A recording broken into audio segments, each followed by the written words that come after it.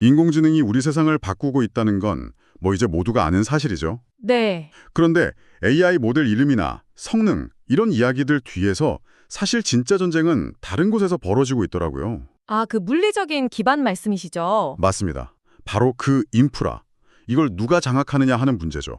맞아요. 흔히 빙산의 비유를 많이 하잖아요. 아, 빙산이요? 네. 우리는 뭐 챗GPT나 미드저니 같은 수면 위의 빙산의 일각을 보고 감탄하지만 그 아래에는 정말 어마어마한 데이터 센터, 반도체, 네트워킹 장비가 있는 거죠. 그렇죠. 그리고 앞으로 몇 년간 천문학적인 돈이 바로 그 수면 아래에 쏟아 부어질 겁니다. 바로 그 지점에서 오늘 이야기가 시작됩니다. 향후 5년 이 AI 인프라 전쟁의 승자가 될 가능성이 높은 몬스터 기업, 과연 어딜까요? 네. 오늘은 이 거대한 흐름의 핵심에 있는 두 기업을 한번 깊이 파고들어 보려 합니다. 시작하기 전에 흥미로운 예측을 하나 짚고 가면 좋을 것 같은데요. 어떤 거죠? 아크 인베스트먼트의 캐시 우드가 2030년까지 AI 인프라 지출이 거의 3배로 뛸 거다 이렇게 전망을 했어요. 3배요? 엄청나네요. 근데 단순히 시장이 커진다 이것보다 더 중요한 건 그 내용입니다. 네, 예측의 핵심이 두 가지인데요. 네. 첫째, 개별 칩의 연산 능력, 즉 컴퓨팅 성장보다 칩과 칩을 연결하는 통신 능력, 이 네트워킹 성장이 더 빠를 거라는 점입니다. 잠깐만요. 그게 굉장히 흥미로운데요? 보통은 더 빠른 칩, 더 똑똑한 칩을 생각하기 쉬운데 그렇죠. 그 칩들을 연결하는 도로를 까는 게 더 중요해진다. 이런 의미로 들리네요. 왜 그런 건가요? AI 모델이 점점 뭐랄까 거대해지면서 이제는 칩 하나가 아니라 수십만 개의 칩이 하나의 거대한 뇌처럼 작동해야 하거든요. 아무리 천재들이 많아도 서로 소통이 안 되면 네. 그냥 오합지졸이 되는 것과 똑같습니다. 그렇죠. 소통이 안 되면 의미가 없으니까요. 네, 그래서 이 칩들 사이의 데이터 병목 현상을 없애는 네트워킹 기술이 전체 성능을 좌우하는 핵심 변수가 된 겁니다. 알겠습니다. 그럼 두 번째 핵심은 뭔가요? 두 번째는 지금까지 AI 시장의 왕이었던 범용 GPU의 점유율을 특정 작업에 최적화된 맞춤형 칩, 즉 ASIC가 상당 부분 뺏어올 거라는 예측입니다. ASIC, 주문형 반도체요? 네, 이 두 가지 거대한 흐름, 네트워킹의 부상과 ASIC로의 전환, 여기에 완벽하게 올라탄 기업이 바로 오늘 우리가 살펴볼 첫 번째 주인공입니다. 바로 브로드콤이군요. 맞습니다. 사실 브로드콤 많은 분들한테는 좀 생소할 수도 있는데 방금 말씀하신 그 두 가지 미래를 한 손에 쥐고 있는 플레이어라는 거군요. 정확합니다. 먼저 네트워킹부터 보면 브로드콤은 이 분야의 거의 절대 강자예요. 네. 거대한 AI 데이터 센터 안에서 데이터가 막힘없이 흐르도록 하는 고성능 스위치나 컨트롤러, 이런 네트워킹 반도체 시장을 거의 독점하고 있죠. 아, 독점 수준이군요. 네. 앞서 말했듯이 AI 클러스터가 커지면 커질수록 이 사업은 구조적으로 성장할 수밖에 없습니다.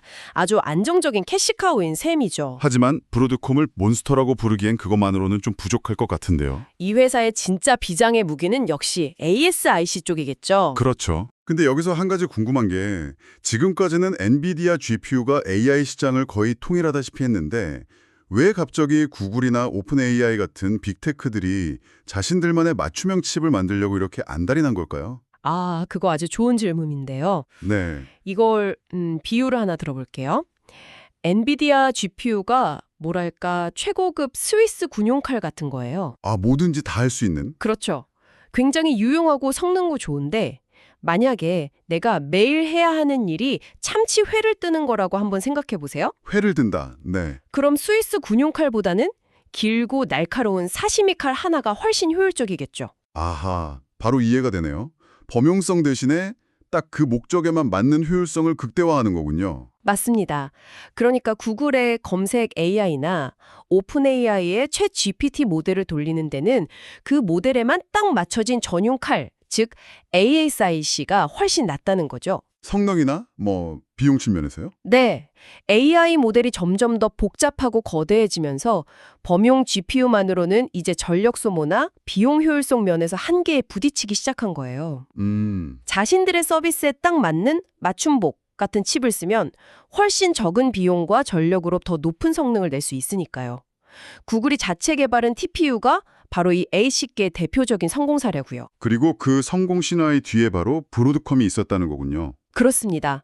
구글은 아이디어를 냈고 브로드컴은 그 아이디어를 세계 최고 수준의 반도체 설계 기술로 구현해 준 거죠. 아, 이 성공을 본 다른 빅테크들이 우리도 우리만의 사시미카를 갖고 싶다 하면서 브로드컴의 문을 막 두드리고 있는 상황인 겁니다. 그러니까 단순히 칩을 설계하는 걸 넘어서 뭐랄까 고객 맞춤형 해결사 같은 역할이네요. 맞아요. 수많은 IP와 노하우를 바탕으로 고객이 원하는 맞춤형 칩을 가장 빠르고 안정적으로 만들어주는 솔루션 프로바이더인 거죠. 그 성장 전망이 정말 놀랍더군요. 시티그룹 분석가 리포트를 보니까 브로드컴의 AI 관련 매출이 지난 회계연도에 약 200억 달러였는데 네. 이게 불과 2년 뒤인 2027 회계연도에는 무려 1,000억 달러까지 뛸 수 있다. 1,000억 달러.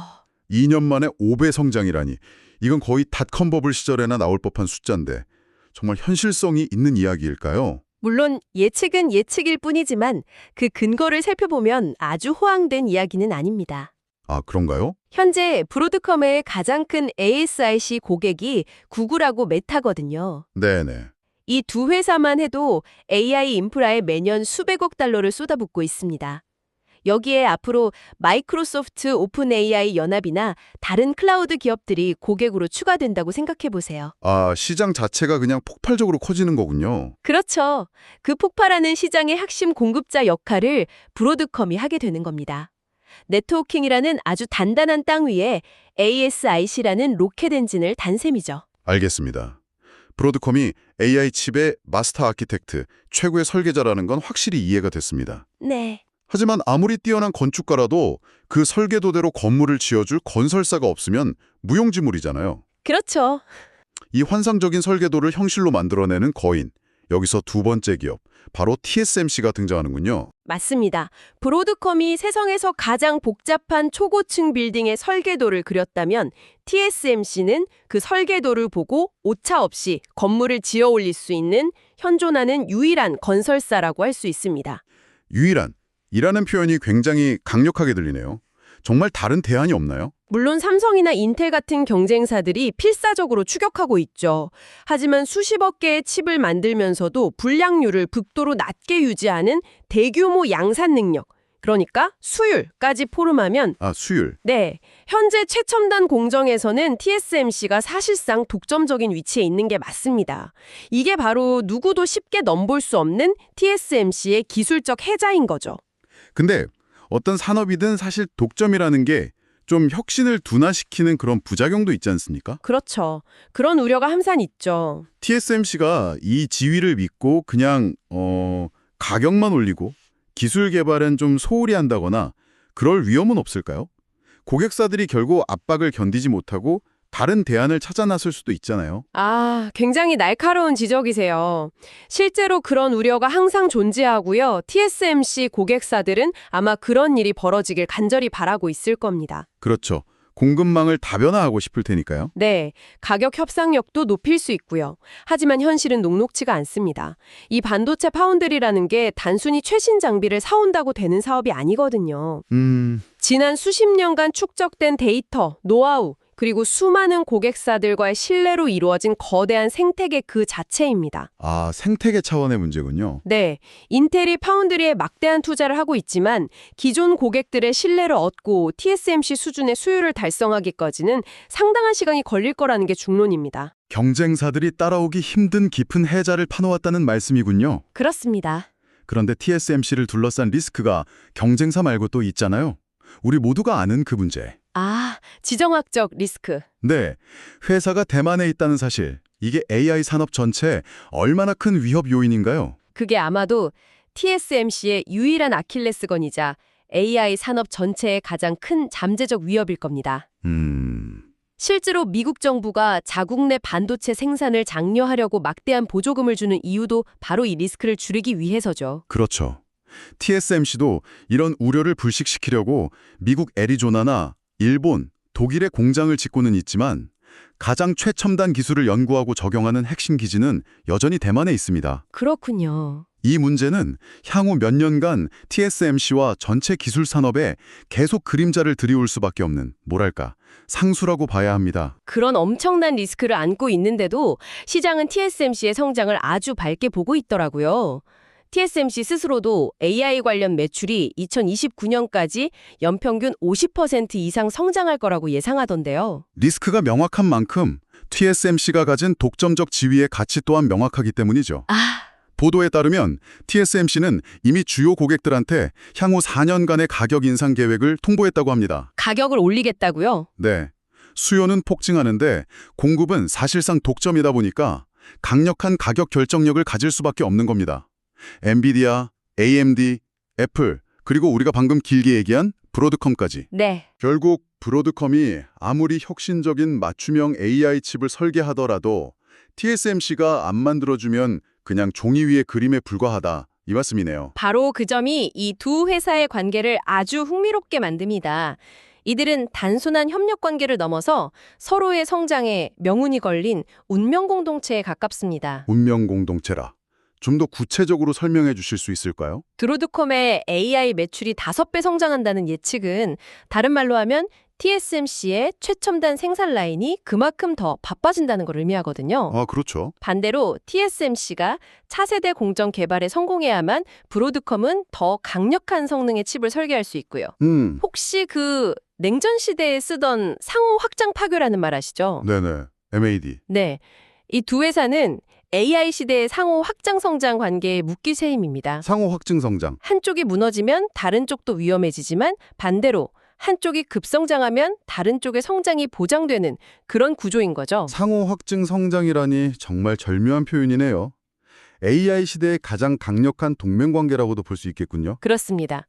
AI 생태계가 확장될수록 설계단의 강자와 생산단의 강자는 함께 성장하는 완벽한 선순환 구조를 가지게 되는 겁니다. 자, 그럼 오늘 이야기를 한번 정리해 보겠습니다.